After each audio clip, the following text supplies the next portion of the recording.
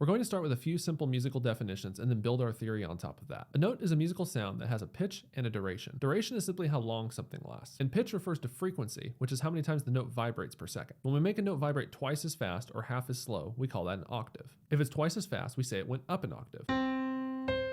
If it's half as slow, we say it went down an octave. In Western music, there are 12 notes, and we divide up the frequencies between our octave into 12 parts to get these notes. As notes increase in frequency, they sound higher. As notes decrease in frequency, they sound lower. If we were to take the 12 notes that come from our divided octave and order them from lowest sounding to highest sounding, we would call this the chromatic scale, and it contains all the notes.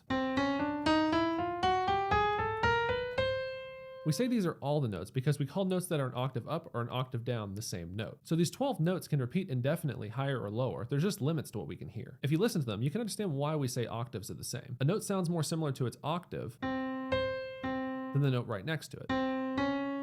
When we change between two adjacent notes in our chromatic scale, either ascending or descending, we call this a half step or a semitone, and it is the smallest change in pitch that we use in Western music. The term scale is used a lot in music and in music theory and has a very general definition. All scale is choosing any number of notes from our 12 notes within the octave and ordering them by pitch. If we order it from lowest to highest frequency, we call it an ascending scale, and if we order it from highest to lowest frequency, we call it a descending scale. But not all scales are created equally. Most of our music theory and terminology is not based on the chromatic scale as you would expect. Western music developed around what we call the diatonic scales. So when people say your scales, this is typically what they're referring to. We will formally define what exactly makes something a diatonic scale later on. We're going to use the piano to better help understand music theory because the piano and its predecessors were actually developed around our musical system. The piano is divided up into 7 white keys and 5 black keys. We call the white keys the natural notes and the black keys the accidentals. We label the natural notes on the piano A, B, C, D, E, F, G, and then A at the octave again. These 7 natural notes make a diatonic scale for us. A moment ago I mentioned that the half step is the smallest change in pitch that we use. But since we're skipping black keys, that means some of these changes in pitch are larger than a half step. When we skip a black key, we're 2 half steps above the original pitch, so we call this a whole step. This means that our diatonic scale of natural notes is a mix of whole steps and half steps. And our piano keyboard marks which notes are whole steps for us by putting a black key between them. The black keys or accidentals are going to have multiple labels, but they're in reference to the natural notes around them. If I find 2 notes that are a whole step apart, say A and B,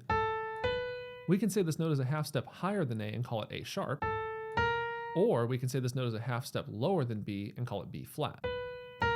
Both of these names are used depending on the musical context. And a note is said to be enharmonic if it sounds the same but spelled different. This is a fancy way of saying that A sharp and B flat both refer to the same pitch. The other accidentals are named in the same way based on the natural notes closest to them. The natural notes can have multiple names as well, but we're going to cover that a little later as that's not really helpful at this time. It's interesting to learn that the black keys weren't even added to keyboards until around the 1300s. So much of what we do musically only requires 7 notes that it wasn't even necessary to build instruments with the other 5 until we developed a more complex usage of harmony. Listen to what these natural notes sound like when we play them. We'll start on the A, then we'll play ascending through the natural notes till we arrive at the A an octave up, and then play back down descending until we arrive at the original A.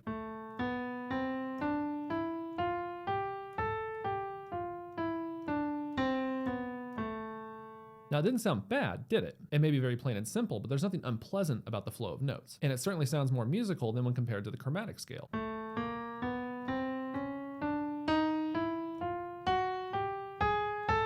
That's the power of the diatonic scale. It simply sounds good to us as humans. Historical cultures from all over the world have utilized it in their music. Now, why did I play from A to A? Well, because A is first alphabetically and it felt logical, but I could have easily chosen to play from B to B,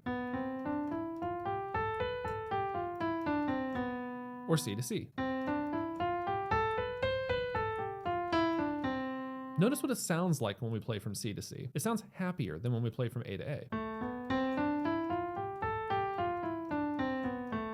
No matter which note I start on, I'm still playing a diatonic scale, but they are different diatonic scales, and what makes them different is where the whole steps and half steps fall. They're in a little different order depending on where we start. When we start and stop the scale on C, it's called the C major scale. When we do the same thing on A, it's called the A minor scale. A is said to be C's relative minor because they share the same notes. Another way this may be said is that A minor and C major share a key. Music that uses the notes of a particular scale is said to be in the key of that scale. Starting and stopping on different notes is what creates what we call the modes of the scale. This is a topic I find doesn't need to be confusing, but is often presented in a way that's not intuitive. Since there are 7 notes in our scale, there are 7 different modes the scale can be played in because there's 7 different places to start. Depending on the mode we play in, it has a different feel. We already mentioned starting on C sounds more happy, and then starting on A sounds more sad and dark. We can assign qualities like this to each of the modes, but that's all modes are, changing how the same set of notes sounds or feels by emphasizing a different root scale note. We will dive a little deeper into modes and the terminology associated with them, but we're going to cover a few other topics first. We've seen how the natural notes are made up of whole steps and half steps, but what if we need to talk about larger jumps than just stepping through the scale? When describing the distance between 2 notes, we use the term interval. What's nice is the terminology for our intervals can be easily explained using our diatonic scales. If we start on any note in the scale and repeat that same note, that interval is called a unison or a first. Now, if we start on any note in the scale and then move up to the next note in the scale, we call this interval a second. But as we mentioned earlier, we have a mix of whole steps and half steps that make up our scale. So we know they're not all the same interval. The half step is going to be called a minor second, and the whole step is going to be called a major second. For ease of remembering, for intervals you always know that the minor interval is a half step smaller than the corresponding major interval, and the major interval is a half step larger than the corresponding minor interval. So if we start on any note in our scale and repeat it, we call it a first. And if we play the first note then move up to the next note, we call it a second. We simply continue on in this fashion. If we play the first note and then the third note in our scale, we call this interval a third. And again, we have 2 variations of our third. The minor third is 3 half steps, and we get it when we have half step, or whole step, half step. The major third is a total of 4 half steps, and we get it when we have 2 whole steps next to each other. If we again keep going, we can start on any note in our scale and then go to the 4th note in our scale, and we'll call this a fourth. Fourths are going to be named a little bit different than seconds and thirds, and it makes sense to talk about them with fifths, which is the interval for jumping to our 5th note in our scales from our first. Instead of major or minor, we call our 4th and 5th intervals perfect, diminished, or augmented. The most common is perfect 4th and perfect 5th. We can also call the unison interval a perfect unison or a perfect first. A minor third is 3 half steps, and a major third is 4 half steps, so it makes sense that a perfect 4th is 5 half steps. We might expect a perfect 5th to be 6 half steps, but this is where we run into a quick problem. A perfect 5th is actually 7 half steps. So what interval is 6 half steps? If our 4th in our scale has 6 half steps instead of 5, we would call it an augmented 4th. And if our 5th in our scale has 6 half steps instead of 7, then we would call that interval a diminished 5th. One more common name for this interval is a tritone, since it has 3 whole steps or tones. I find it helpful to think of the perfect 4th, tritone, and perfect 5th as its own natural grouping of intervals, similar to how major and minor seconds are together and major and minor thirds are together. If we keep going from here, we get to the 6th note in our scale. The good news is for 6th and 7th intervals, we're back to major and minor. If we go over variations in half steps and whole steps, by the 6th note, we've either traveled 8 half steps or 9 half steps. The smaller interval is the minor 6th, and the larger interval is the major 6th.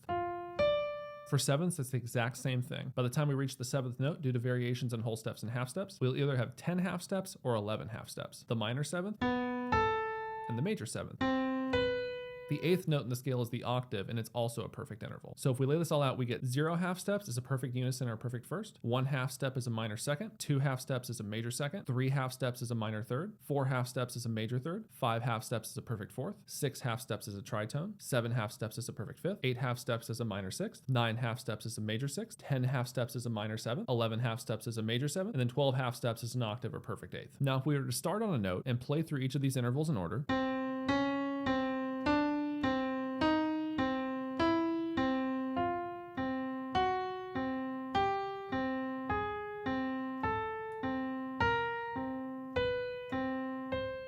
each time we move up to the next interval, we're just moving up in our chromatic scale. It again seems like music theory and intervals are based on the chromatic scale, but we developed all this just using the natural notes to play different diatonic scales. Pretty cool, right? For each of the intervals we just looked at, we started on a note and then we ascended through our scale until we arrived at the desired interval. What if we're descending? Since our intervals can be reduced to just counting the number of half steps, then we know our intervals are the same no matter which direction we go. We could say go up or down a major third, and it's the same as saying go up or down 4 half steps. Now check this out. I start on my C, and then I go up a major 7th or 11 half steps to my B. But I can also start at my C that's an octave above my original C and go down a minor second to that same B.